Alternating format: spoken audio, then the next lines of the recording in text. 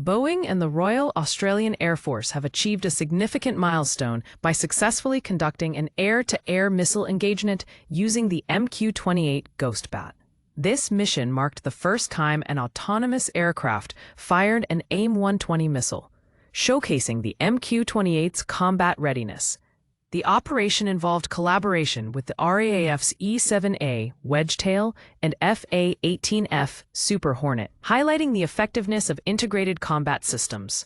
This advancement not only enhances operational capabilities, but also positions Boeing as a leader in autonomous military technology, impacting defense sectors globally and potentially reshaping future combat strategies.